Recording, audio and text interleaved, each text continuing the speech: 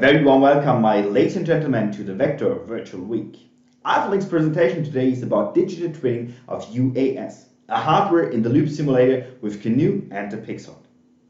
My name is Alexander Köthe, and I'm the CDO of AlphaLink Engineering, speaking to you from our headquarter location in Berlin. In the following presentation, I will show you how our digital twin is able to increase the safety of unmanned aircraft systems. I will talk about how we connected the Pixhawk to CANoe via the canvas and about the possibilities that arise from this. In two examples, I will show you the benefits of the digital twin and that software and hardware of Vector in combination with our solution has a great potential in unmanned aviation. Looking back in aviation history, the first aircraft were wild constructions. Only with the increased number of aircraft, rules were established, so that not every pilot was allowed to fly his own built aircraft. It is similar with drones. In the beginning, there were only a few, but the number of unmanned aerial systems is still increasing. We, at AlphaLink Engineering, have a philosophy. We want to make unmanned aviation as safe as manned aviation. Our goal is not to build the next safe drone. We want to make safe systems for existing drones. We do not think about typical topics such as integration into the airspace and secure data link. We think about how we can design the system safely and thus build a bridge between drone manufacturers and the manufacturers of software for safe operation. Because the best software has no benefits without having qualified system to ensure functional safety of the application. As aviation engineer, we learned from manned aircraft. But why is manned aviation so safe? The irony is that some of the most effective safety enhancements in place today are the result of lessons learned from previous accidents. We learned from aircraft accidents and improved safety. If we categorize accidents, there are three typical causes that can be identified. The first cause is structural failure. In 1989, the fan disc separated from the middle engine of a DC-10. This destroys all hydraulic circuits and the aircraft was uncontrollable. The second cause is system failure. In 2009, the angle of attack sensors of an aircraft froze over. This deactivated the autopilot and forced the pilot to take control. The third cause is human failure. In 2001, a perfect, intact aircraft was flown into a forest in Switzerland due to insufficient situational awareness of the pilots. We want to take now a closer look at the last two causes. We can avoid all three causes by drawing the right conclusions and testing aircraft intensively. In manned aviation, we use the Iron Bird for this purpose. A very good example of this has been developed by TU Berlin together with the aircraft manufacturer Stemme. Their HIL allows system testing and pilot training for a motor glider. Okay, and how can we apply that to drones now? I say, never change a running system, and so we also want to build a hardware in the loop simulator for drones. And this is the content of this presentation. Digitalization exists in aviation for a very long time. For example, flight control systems work completely digitally. However, more and more information are being processed digitally and the number will increase in the future, especially for unmanned aerial systems. We want to test the entire systems including all available information. To do this, we have to transform parts of the physical system into the digital world. This leads us to the digital twin. So, what is a digital twin? Digital twin is a real mapping of all components in the product lifecycle using physical data, virtual data, and interaction data between them. Based on this definition, we can derive the requirements for digital twinning, which can be formulated in a kind of triangle. The upper corner of the triangle describes the requirements for the operation. The first detailed requirements can be derived from those top requirements. Also, digital twin contains the word digital.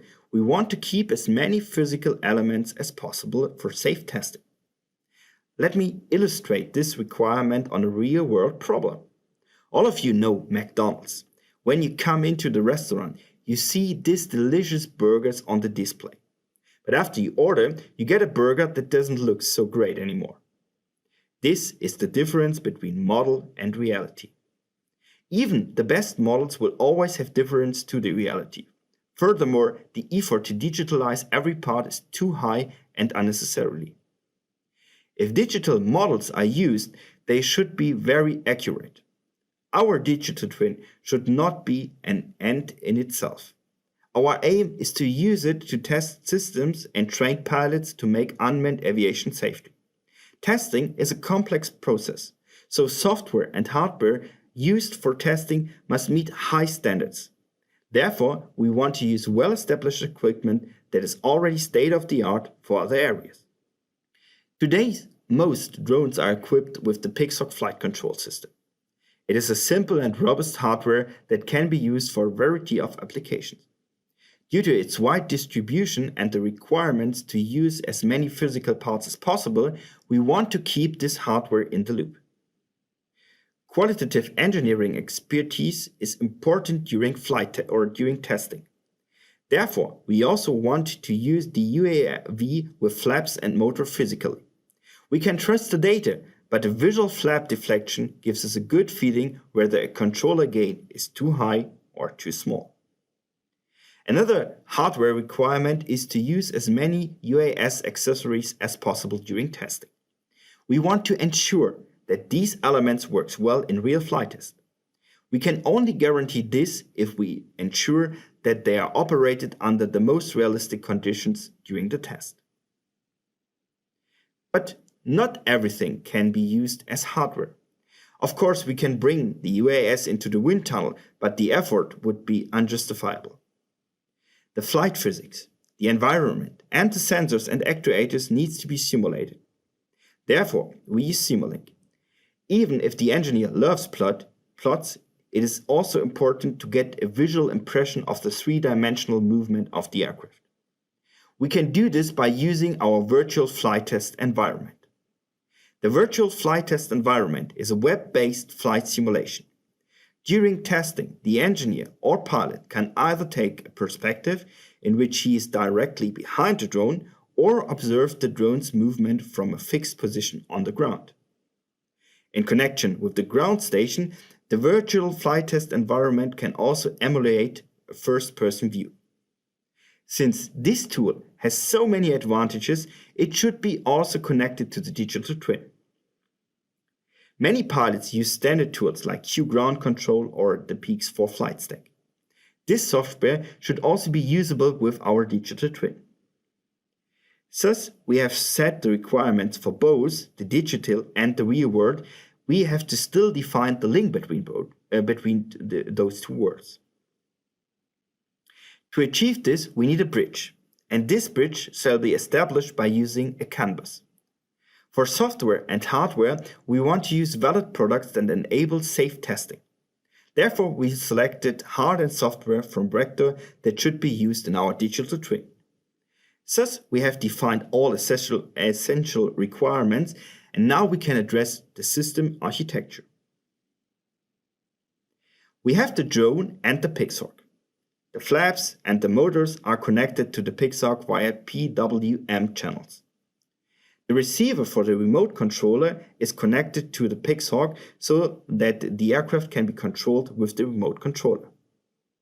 A radio modem is also connected to the Pixhawk. The other radio modem is connected to the ground station. The serial data transmission is done via the AlphaLink protocol. This exchanges of data takes place in both worlds, the test world and in real flight condition. The Pixhawk is now connected to the VN1600 interface via CAN bus. Data is transmitted via the interface to CANoe software and then prepared for transmission via CAN interface using a DBC. CANoe established a connection to the flight dynamics model and sensor model in Simulink. The data is transferred to the virtual flight test environment via a UDP connection. So these blocks here belongs to our virtual world with exchange of virtual data, and the bridge connects the data to the hardware that enables a physical exchange of data. This architecture achieves all addressed requirements of our digital twin. But let's take a closer look at the bridge. The Pixhawk has a CAN interface, but what is the Pixhawk? The Pixhawk has an STM32 microcontroller with CAN interface. On the microcontroller, the PX4 flight stack is implemented, which is based on the NUTX operation system. But the flight stack only supports the UAV CAN protocol, for which no DBC exists. Therefore, there is no trivial solution. In order to meet our requirements anyway, we have therefore made changes in the configuration of NUTX. We have written a driver file and integrated it into the flight stack. This allows us to send any topics from the flight stack to CANoe and then process them in the virtual world. In order to show the potential of the hardware-in-the-loop simulation to increase safety in unmanned aviation, I would like to present two examples. The first example shows whether a sensor failure is correctly detected and handled by the flight controllers, and in the second example, I will demonstrate how easy it is to train pilots for real flight tests with the digital twin.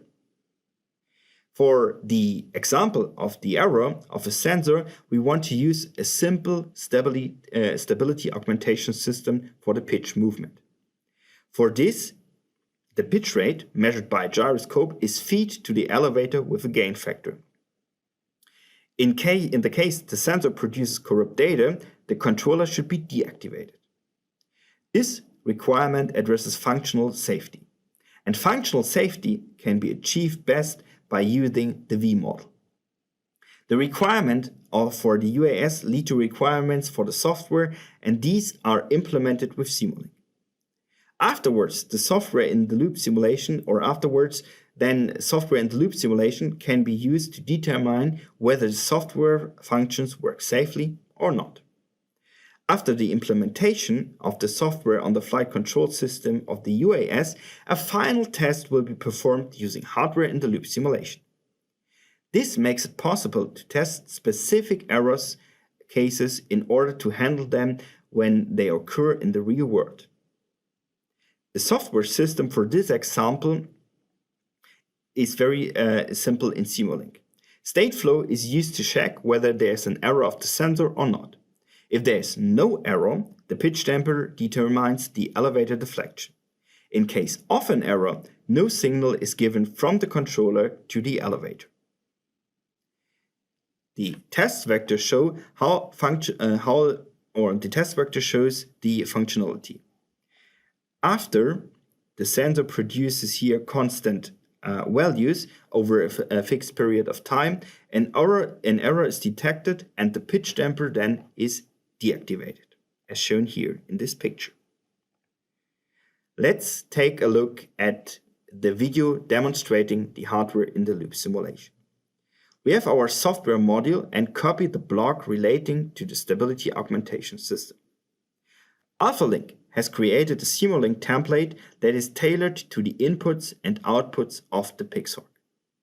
This means that programming is no longer necessary when implementing flight controllers onto the Pixhawk.